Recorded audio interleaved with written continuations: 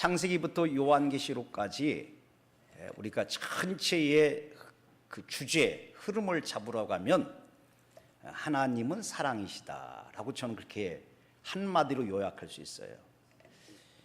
여러분, 하나님은 사랑이라고 하는 얘기는 그냥 말로만 우리를 사랑한다는 것이 아니라 친히 그분이 하늘 영광 보좌를 버리고 이 땅에 육신의 몸을 입고 오신 분이 바로 예수님이십니다.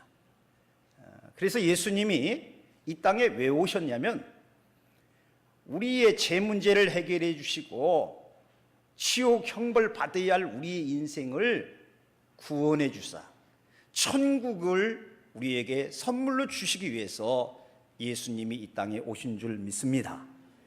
그래서 예수 그리스도가 주시다라고 고백하며 믿는 자들에게는 하나님의 자녀가 되는 놀라운 권세가 임해요. 이제는 우리를 구원하시되 우리의 어떤 혈육이나 우리의 선행 공적이나 우리의 자질로 하나님의 자녀가 되는 것이 아니고 구원받는 것이 아니라 이제는 예수 이름을 누구든지 부르는 자는 구원을 받는 이 놀라운 복음의 시대가 되었어요. 여러분, 이 복음이라는 것이 무엇입니까? 예수 그리스도께서 나의 죄를 위하여 십자가에 죽으시고 부활하셨다는 거예요. 이제는 누구든지 그 예수 그리스도를 붙잡고 믿기만 하면 하나님이 영원토록 우리의 주가 되셔서 나의 구원주가 되셔서 우리를 천국으로 인도해 가실 줄 믿습니다. 이게 바로 뭐냐면 우리가 예수를 믿어야 할 이유예요. 우리가 이 세상에 살다가 보면은 참 수많은 어려운 사건들을 참 만납니다. 뜻하지 않게 위기가 당하기도 하고요. 또 사람과의 관계에서 비틀어져서 힘들기도 하고요.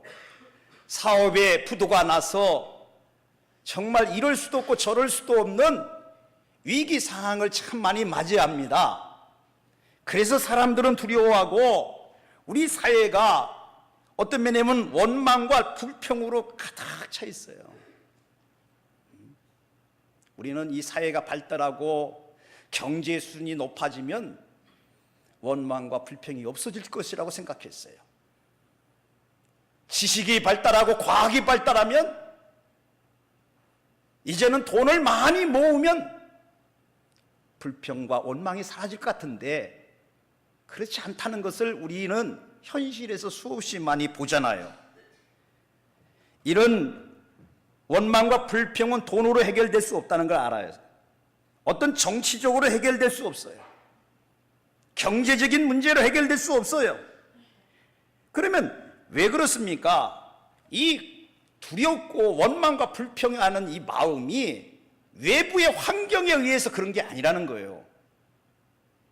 우리의 내면 속에 있다는 거예요. 이 원망과 불평은 내면의 문제입니다. 다시 말하면 하나님과 나의 관계의 문제라는 걸 성경은 우리들에게 말씀해 주고 있어요. 하나의 예를 들면 이것이 환경의 문제고 외적인 문제라고 한다면 우리나라에서 가장 큰 기업을 경영하고 있는 우리가 이모 회장이잖아요. 또 여러분들 현대그룹을 이끌어가는 정모 회장이잖아요. 이 사람들은 두려움도 없고 불평도 없고 근심도 없어야 하잖아요. 근데 이분들의 이 신년사에 이렇게 들어보면요, 한치 앞을도 못 보겠다는 거예요. 미래의 세대가 어떻게 바뀔지 정말 기업을 경영하는 자로서 너무나 두렵고 어떤 면에 보면 불안하다는 거예요. 여러분들 또한 세상에서 명예와 인기를 한손에 쥐고 있는 연예인들의 삶을 보시라고요. 그들이 여러분들 뭐냐면 항상 기뻐하고 행복할 것 같죠? 그렇지 않습니다. 수면제를 먹어야 잠을 잘 수 있다고 합니다. 사람들에게 인기를 잃어버릴까 봐 두려움에서 몸부림치기도 하고요. 술과 마약으로 자신의 근심 걱정을 해결해 보려고 몸부림치는 것을 볼 수가 있습니다. 그걸 보면 사회에서 성공하고 인기 있고 모든 걸 다 가져도요, 이 두려움과 원망과 불평이라고 하는 것은 해결되지 않는다는 것을 잘 보여주고 있습니다. 우리나라의 가장 큰 권력을 한손에 쥐고 있는 청와대 주인이 대통령 아닙니까? 저는요, 대통령을 보면서 참 우리나라 대통령은 참 불행하다는 생각을 해요. 역대 대통령이 거의 다 감옥에 갔잖아요. 법의 심판을 받고 사람들에게 질타를 받고 비난을 받는 것을 보면서 현 전 대통령도 어떻게 될지를 몰라요. 그래서 그들이 불안해하고 미래에 대한 두려움이 가득 차요. 경제를 살리고 싶지만 경제가 살아나지 아니하고, 어떤 면에 보면 한치 앞도 모르는 이 불안전한 사회 속에서 대통령이 잠을 제대로 자겠습니까? 이게 여러분들 뭐냐면 우리 사회에서 보여주는 한 폭의 어떤 면에 보면 현실을 가장 잘 보여주는 한편의 그림과 같아요. 그러니까 이런 세상의 것을 얻는다고 해서 두려움, 근심, 걱정, 원망이 근본적으로 해결될 수 없다 하는 것을 우리는 역사에서 본다고요. 그렇다면 이런 원망과 이 불평을 근본적으로 해결해 줄 수 있는 길이 없는가 하는 얘기예요. 오늘 이 원망과 불평을 해결해 줄 수 있는 명약이 오늘 있습니다. 오늘 이 본문 말씀은 나의 불평과 원망과 두려움을 한 방에 날려버릴 수 있는 최고의 효과적인 명약입니다. 오늘 이 말씀을 통해서 이 내 속에 있는 이 원망, 불평, 두려움을 해결해 줄 수 있는 해답을 찾을 수 있다면, 우리가 닥치는 각종 시험을 극복하고 합력하여 선을 이룰 수 있는 비밀을 발견할 수 있다면요, 오늘 이 자리가 가장 수집 맞는 자리인 줄 믿습니다. 여러분들 오늘 본문의 말씀을 조금 주의 있게 보면요, 이 13절의 말씀이 해답을 제시해 주고 있고, 문제는 뭘까요? 10절에 보면 어떤 사람들이 원망하다가 멸망시키는 자에게서 멸망을 당하였다. 이 원망이라고 하는 것이 얼마나 무섭고 얼마나 인생을 좌절에 빠지게 만들고 두려움에 빠지게 만들고 내 인생을 지옥과 같이 만드는 것이 뭐냐면 원망이라는 거예요. 그리고 그 해답을 제시해주고 그 원망에서 벗어나게 해주는 것이 13절 말씀이에요. 이 13절 말씀은요, 저는 수없이 많이 이 말씀을 묵상해요. 왜 그러냐면 목회를 하다 보면 한계에 부닥칠 때가 너무 많아요. 성도들의 가정을 돌아보고 또 때로는 성도들의 이야기를 들어보면 정말 내가 해결할 수 없는 문제들이 너무나 많다는 걸 봅니다. 사업이 무너졌어요. 나 지금 암에 걸렸어요. 나 지금 이 어려움을 당했어요. 목사님 기도해 주십시오. 여러분들, 제가 가서 기도해 주고 제가 가서 위로해 준다고 근본적으로 그 문제가 다 해결되면 얼마나 좋겠습니까? 그래서 때로는 어떤 면에 보면요, 야, 내가 너무나 지금 연약하다, 내가 슈퍼맨 같이 그런 모든 문제를 다 해결해 주시면 얼마나 좋을까. 때로는 제가 불안하기도 하고 두렵기도 할 때에 이 고린도전서 10장 13절 말씀은요, 저에게 명약과 같아요. 제 마음이 흔들릴 때마다, 두려울 때마다, 불평이 나올 때마다 저는 이 13절 말씀을 읽고 또 묵상하고 또 이 말씀을 내가 마음속에 새겨놓습니다. 그때마다 놀랍게 나에게 원망이 사라져요. 불평이 사라져요. 두려움이 한 길로 왔다 7길로 도망가는 역사를 체험합니다. 자, 우리 한번 13절 말씀 한번 이 말씀을 한번 기억하면서 한번 같이 내 속에 있는 원망, 불평, 두려움, 근심, 걱정 다 해결할 수 있는 이 명약과 같은 이 말씀을 우리 같이 한번 한 목소리로 같이 한번 읽어볼까요? 사람이 감당할 시험 밖에는 너희에게 당한 것이 없나니 오직 하나님은 미쁘사 너희가 감당하지 못할 시험 당함을 허락하지 아니하시고 시험 당할 즈음에 또한 피할 길을 내사 너희로 능히 감당하게 하시느니라. 아멘. 여러분, 여기서 꼭 줄을 쳐야 할 것이 뭐냐면 이 13절에서 오직 하나님은 미쁘사, 여기에 주로 취하는 거예요. 이 말은 무슨 말입니까? 우리 속에 있는 이 원망, 불평, 두려움, 근심, 걱정, 이걸 해결해 주시는 주체가 사람이 아니라는 거예요. 환경이 아니라는 거예요. 천지 만물을 창조하신 하나님이 해결해 주신다는 거예요. 할렐루야. 그런데 그 하나님은 어떤 분이냐면 미쁘사라는 것을 추리치라는 거예요. 오직 하나님은 미쁘사. 이 말은 뭐냐면 미쁘사라는 말을 원어에 보면요, 믿음직스럽다는 거예요. 신실하시다는 거예요. 하나님은 절대 푸드수피를 내는 분이 없다는 거예요. 하나님은 자기가 약속하신 말씀을 반드시 지키시는 분이라는 거예요. 우리 하나님 아버지는 미쁘신 분인 줄 믿습니다. 그래서 여러분들 뭐냐면 지금으로부터 4,000년 전에 내가 인간의 선악과 문제, 죄 문제를 해결해 주기 위해서 내 아들을 너희들에게 보내주시겠다. 그리고 하나님께서 푸드수표 냈습니까? 아니잖아요.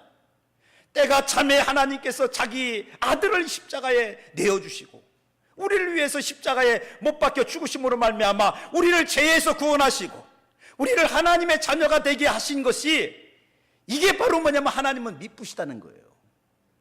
하나님은 왔다 갔다 조석변이로 바뀌시는 분이 아니시에요. 하나님은 영원하신 분이시고요. 하나님은 한번 우리를 사랑하시면 우리가 아무리 연약함에 빠지고 우리가 부족해서 또 쓰러지고 넘어질지라도 하나님은 나를 버리지 아니하십니다. 왜요? 내가 또 시험에 들고 넘어진다 하더라도요, 하나님은 나를 책망하시고 내게 눈을 돌리시는 분이 아니시란 말이에요. 하나님은 미쁘신 분이기 때문입니다. 하나님은 신실하신 분이시고요, 하나님은 나를 끝까지 붙잡아 주시는 줄 믿습니다. 저는 그렇기 때문에 오늘 이 자리에 여러분들이 예배 드리러 나온 줄 믿습니다. 이게 누가 이것을 이끌었을까요? 내 발로 온 것 같이 생각하지만, 내 마음으로 정해서 온 것 같지만 사실 그 마음을 주장하시고 우리의 발걸음을 인도하시는 분이 하나님이신 줄 믿습니다. 하나님이 이 자리에 여러분들 오게 하셨고, 오늘 이 말씀을 통해서 여러분들을 원망, 불평, 두려움을 다 치료해 주시기 위해서 여러분들을 이곳에 이끌어 주신 줄 믿습니다. 자, 여러분들 보면요, 사람이 되게 원망하고 불평을 왜 할까요? 여러분들 그 뿌리를 깊이 보면 불신앙이에요. 그러니까 하나님을 끝까지 믿지 아니했기 때문에 원망이 오는 거예요. 여러분, 이 10절의 이 역사적 배경을 여러분들이 조금 아셔야 하는데요, 광야에서 이들이 원망하다가 멸망당했다, 이게 민수기 14장 얘기예요. 지금 이 민수기 14장에 보면 사람들이 이렇게 얘기를 해요. 모세 지도자요, 우리가 이 적과 꿀이는 가나안 땅에 그냥 맹목적으로 들어가기보다는 지금 그 땅을 정탐하고 나서, 지금 우리의 이성으로, 우리의 경험으로 좀 다 파악하고 나서 이스라엘 백성들이 들어가야 우리가 실수하지 않고 어려움을 당하지 않지가 않느냐.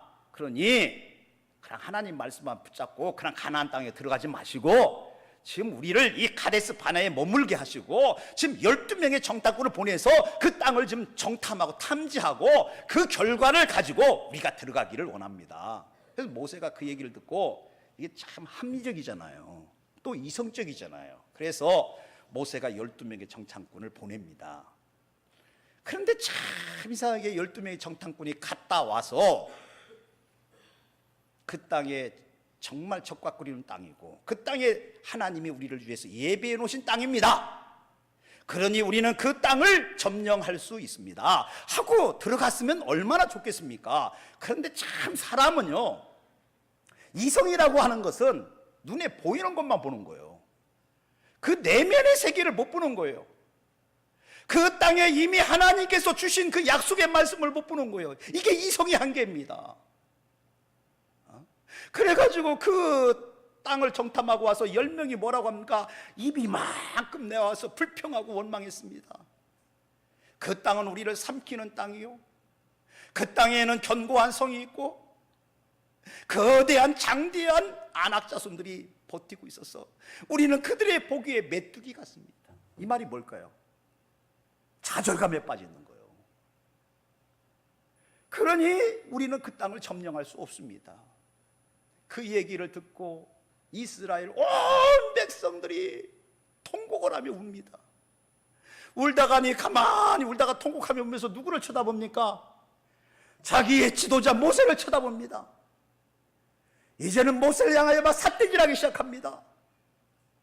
우리를 왜 이 광야로 이곳에 인도해가지고 능력도 없으면 가만히 있지, 능력도 없고 어떤 면에는 미래도 꿰뚫지 못하는 이 바보 같은 지도자야, 왜 우리를 이 광야에서 지금 이 미리 다 파악하고 적각구리 가나안 땅이 적이 있는지 없는지 견고한 성이 없는지 다 파악하고 우리를 인도할 거 아니냐 말이야. 당신 같은 이 어리석은 지도자 때문에 우리가 다 죽게 됐다고 이제 우리 인생을 책임지라고 막 원망하고 불평합니다. 이게 배경이에요. 여러분들은 이 원망하고 불평한 이스라엘 백성들을 보면서 어떻게 생각합니까? 아이고 조금만 참지, 왜 조금도 참지 못해서 그렇게 원망했을까? 그러다가니 광야에서 그들이 다 죽임을 당했다는 거예요. 멸망을 당했다는 거예요. 우리도 여러분들은 뭐냐, 그 상황이 되면 마찬가지예요. 한 사람도 여기에서 여러분들 그 상황이 됐을 때에 원망하고 불평하지 아니할 사람이 있을까요? 없을까요? 저는 없다고 생각해요. 내 이성으로 바라볼 때 안 되고 내 경험으로 바라볼 때 안 되는데 사람들이 왜 자꾸 실망하고 왜 원망하고 불평하느냐? 하나님에 대한 불신앙이에요. 하나님에 대한 끝까지 믿음을 갖고 있다면, 하나님이 아브라함을 통해서 이삭을 통해서 야곱을 통해서 주신 그 땅이 우리 것이라고 확신을 갖고 있다면 그 땅을 능히 점령하리라. 하나님이 이 땅을 우리에게 이미 다 선물로 주셨다. 할렐루야. 그렇다면 왜 원망이 나오겠습니까? 왜 불평이 나오겠습니까? 여러분들, 내 자신을 바라보면 원망이 나올 때가 많아요. 왜 그럴까요? 우리는 연약해요. 우리는 참 부족해요. 그래서 내 자신을 바라보면요, 불평할 수밖에 없어요. 아이고 이 못나니, 어떻게 내가 사기를 당하냐, 이 바보야. 너는 어떻게 그것도 못 느끼냐, 그것도 못 보냐, 네 인생을. 우리 자신을 바라보면요, 참 원망할 것들이 너무 많아요. 또 여러분, 환경을 바라보면요, 환경이 내가 원하는 대로 되집니까? 만족스럽게 환경이 이끌어갑니까? 그렇지 않아요. 환경을 바라보면 불만족이 가득해요. 내 자신을 바라보면 실망이 가득해요. 여기에 주목하면 안 된다는 걸 성경을 말씀해 주고 있는 거예요. 여러분들, 그래서 여러분들 13절에 말하잖아요. 오직 누구를 바라보라? 미쁘신 하나님을 바라보라는 거예요. 모든 문제를 해결해 줄 수 있는 하나님을 주목해서 보라는 거예요. 내 자신을 보거나 환경을 보지 말라는 거예요. 그러면 해답의 길이 안 보인다는 거예요. 여러분들, 창조주 하나님만 여러분들 바라보고 그분을 믿고 의지하기를 주님의 이름으로 축복합니다. 그러면 원망과 불평이 다 사라진다는 거예요. 도대체 우리 하나님은 어떤 분이십니까? 이렇게 얘기하죠. 저는 먼저 주제가 중심이 뭐냐면 오직 하나님은 미쁘사, 이게 제일 앞에 나와야 한다는 거예요. 그러고 나서 하나님 어떤 분이시냐? 감당할 시험밖에 주시는 분이 아니다. 여러분들, 이 시험이라는 얘기는 뭘까요? 이 시험이라는 말은 원문에 보면 헤이나모스라는 단어인데요, 그 의미를 해석하면 어떤 사실에 대해서 드러나요 밝히 보이는 것이다. 즉 다시 말하면 그 사람이 실력이 있는지 없는지를 밝히고 그 사람이 선한지 악한지를 밝혀내는 것이 시험이라는 거예요. 우리가 여러분 학교에 가면은 공부를 하고서 시험을 보잖아요. 시험을 보는 건 왜 그래요? 이 사람이 실력이 어느 정도인가, 이 사람이 얼마나 이 과목을 이해했는가, 그리고 이 사람이 얼마나 능력이 있는가를 객관적으로 알려주기 위해서, 밝히 드러내기 위해서 시험을 치잖아요. 여러분, 똑같다는 거예요. 하나님이 우리에게 왜 시험을 주시느냐, 왜 자꾸 어려운 문제를 주시느냐, 이유가 있다는 거예요. 하나님은 내 믿음을 밝히 드러내기를 원하십니다. 내 믿음이 하나님 앞에 합당한지 아닌지를 저울질하고 싶은 거예요, 하나님은요. 그래서 시험을 주신 거예요. 근데 여기 한 가지 확실한 사실은 뭐냐면, 하나님은 내가 감당할 수 있는 시험만 주신다. 우리가 이 시험 문제를 보면 항상 오해가 일어나는 경우가 있어요. 어떤 오해가 있습니까? 우리는 이런 오해를 해요. 신앙심이 깊으면 시험도 없을 것이다. 그럴까요? 그렇지 않아요. 제가 이 목회를 하고 이 신앙생활을 하면서 깨달은 것이 뭐냐면, 처음 신앙생활 할 때 닥치는 그 시험은 아주 작은 시험이에요. 그런데 신앙이 깊을수록 시험의 그 깊이는 더 심오해요. 더 어떤 면에 보면 하나님이 감당할 시험만 주시기 때문에, 내게 큰 시험을 주실 때는요, 내가 그만한 감당할 수 있는 믿음과 능력이 되기 때문에 하나님이 주신 줄 믿습니다. 그래서 여러분들 큰 시험을 당할 때 여러분들 감사하는 거예요. 왜요? 하나님이 나를 크게 쓰시기 원하셔서, 나를 이만큼 하나님이 인정해 주셨기 때문에 큰 시험 주신 줄 믿습니다. 그래서 여러분들이 예수님도 시험 받으셨잖아요. 이 예수님도 시험을 받은 거 보면 신앙이 깊고 여러분들 낮다고 해서 시험이 없는 게 아니에요. 이 세상에 있는 모든 사람들은 지 고아를 막론하고 직분을 막론하고 시험을 다 당합니다. 윤 목사는 시험 당할까 안 당할까요? 시험 당합니다. 저도 시험을 봐요, 하나님 앞에. 그럼 왜 시험을 당하느냐? 이 시험을 통해서 나로 하여금 너 의지하지 마, 네 지식 의지하지 마, 네 재물 의지하지 마. 이게 너를 붙잡아 주는 게 아니야. 너를 지켜주는 게 아니야.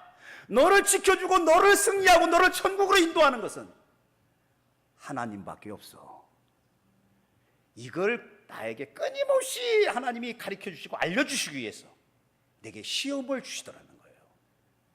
또 여러분들 보면요, 사람이 참 왜 이 시험을 당하느냐, 여러분들 보면 이 어려움을 당할 때에 우리는 이런 착각을 해요. 나만 이런 왜 시험을 하십니까? 하나님 왜 나한테만 이렇게 고통을 주십니까? 여러분, 그렇지 않아요. 다른 사람도 말을 하지 않았지, 다 인생을 살면서 어려운 고난의 아픔과 이 고통의 시험의 과정을 다 통과했습니다. 이해하십니까? 나만 당하는 같이 생각한다는 거예요. 오해예요, 오해예요. 그렇지 않습니다. 이 세상의 위대한 사람은요, 다 어려운 시험의 과정을 통과해서 그 승리한 사람들입니다. 그래서 어떤 신학자는 이렇게 말했어요. 시험이 없는 사람은, 그 사람은 자랑거리가 없다. 하나님 앞에 갔을 때에 아무 상급이 없다는 거예요. 이 세상에 살면서 시험 많이 받는 게 좋을까요, 나쁠까요? 좋다는 거예요.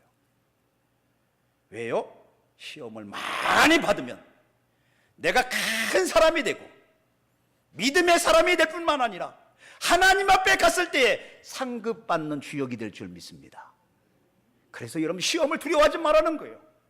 또 우리에게 주님께서 약속하신 것은 뭐냐면, 네가 감당하지 못할 때는 하나님이 뭐까지 준비하셨다? 피할 길까지 준비해라. 피할 길까지. 여러분, 성경에 보면 다윗이라는 사람이 있어요. 그가 신앙의 절정에 도달했을 때에 어떤 시험에 당합니까? 이 참 희한한 시험을 당해요.